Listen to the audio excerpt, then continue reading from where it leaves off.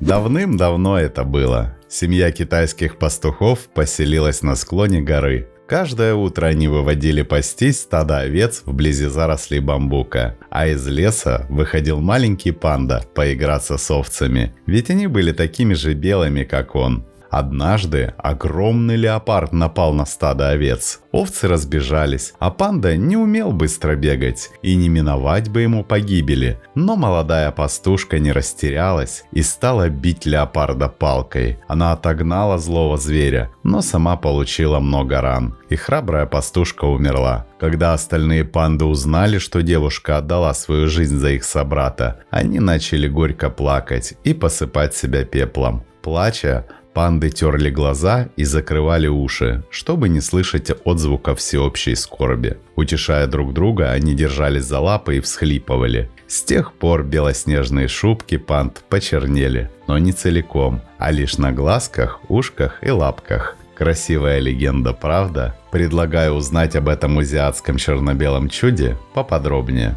Большая панда или бамбуковый медведь – вид всеядных млекопитающих из семейства медвежьих, со своеобразной черно-белой окраской шерсти, обладающих некоторыми признаками енотов. Единственный современный вид своего рода. Большие панды обитают в горных регионах Центрального Китая, Сычуань и Тибет. Со второй половины 20 века панда стала чем-то вроде национальной эмблемы Китая. Китайское название означает «медведь-кошка». Раньше его также называли пятнистым медведем. Кстати, на канале есть ролик про еще более редкий вид коричневой большой панды. Итак, достигает панда длины 1,5 метра, не считая хвоста, еще максимум 15 сантиметров, и массы 160 килограммов. У зверя очень характерный узор: черные или темно-бурые уши, очки вокруг глаз, мочка носа, губы и конечности, включая плечевой хомут, а остальное тело белое. Большие панды имеют необычные передние лапы с большим пальцем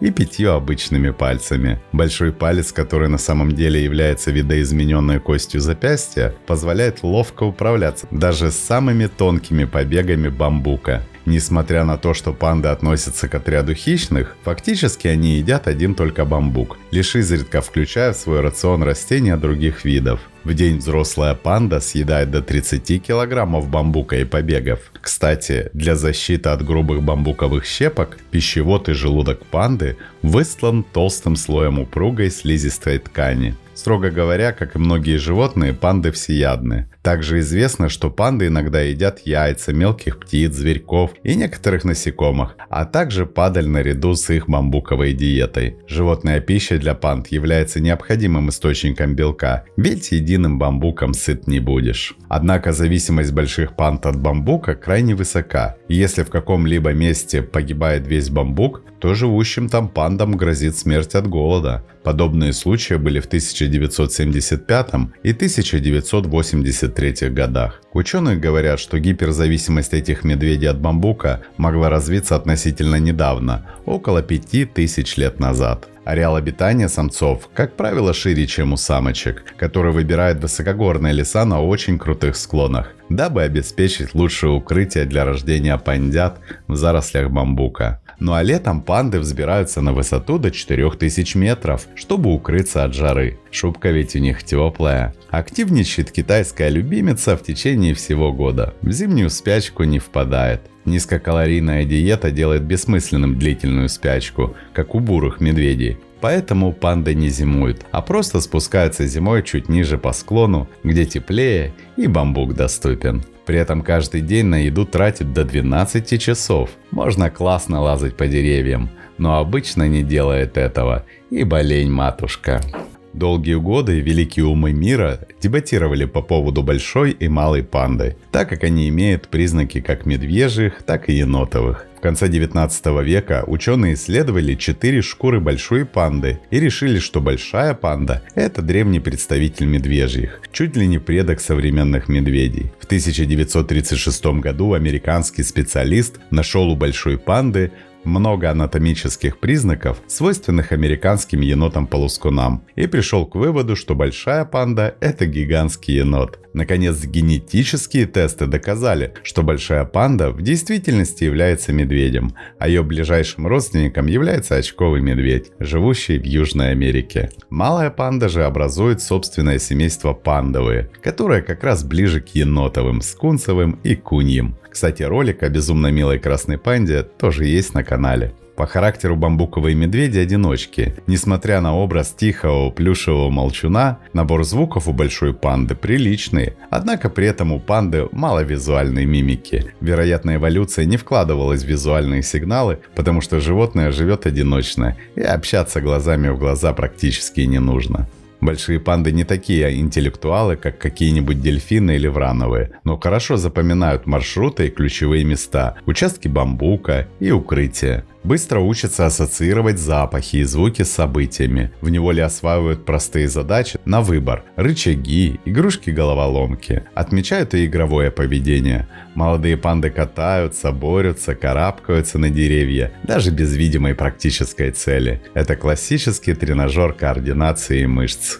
Ну а теперь к размножению. Ибо данный процесс крайне важен для всего мира, потому что панды напрочь отказываются заниматься любовью в неволе. Что только Homo sapiens не придумывали. И специгрушки, и костюмы, и даже фильмы показывали. Но панды ни в какую, стесняются, наверное. В дикой же природе большие панды готовы создать малюсеньких панд в возрасте от 4 до 8 лет. Сезон спаривания длится с середины марта по май. В остальное время ведут одиночный образ жизни. Беременность длится от 95 до 160 дней. Рождается 1-2 детеныша. Детеныш весит всего от 90 до 130 грамм. И в отличие от других новорожденных детенышей медведей, покрыт тонким слоем меха. Классический черно-белый окрас появляется у малышей лишь к первому месяцу жизни. Самое интересное, что мать заботится только о первом детеныше, бросая второго. Роды происходят примерно раз в 2 года. Медленное воспроизводство замедляет рост численности, что, вероятно, позволяет избежать конкуренции в борьбе за бамбук. На одном низкокалорийном бамбуке 2 голодных рта, увы, не прокормишь. Панденок появляется на свет слепым и беспомощным,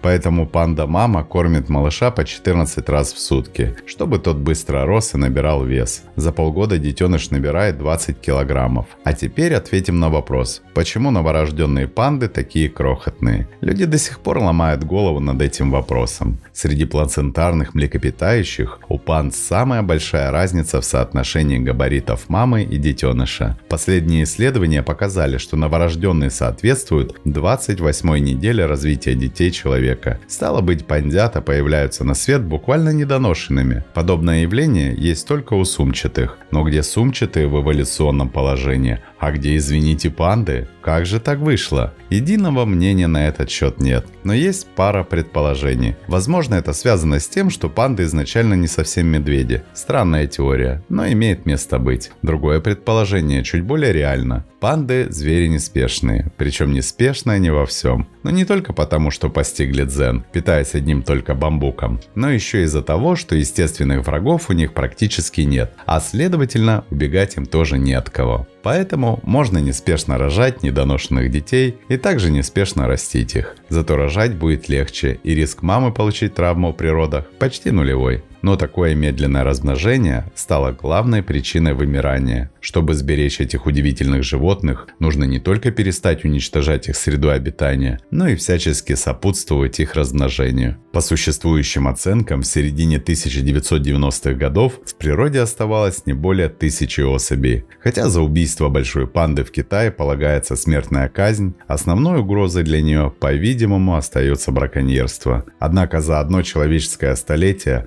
панда прошла путь от символа «вид исчезает» до символа «вид можно оттащить от края, если вложиться». Да, пока это хрупкий успех, но он показывает, что у многих других видов есть шанс. Так что давайте и дальше беречь животных, и нам будет и дальше над чем умиляться. А как вы думаете, почему именно черно-белая панда считается китайцами самым лучшим животным на планете? Пишите в комментариях.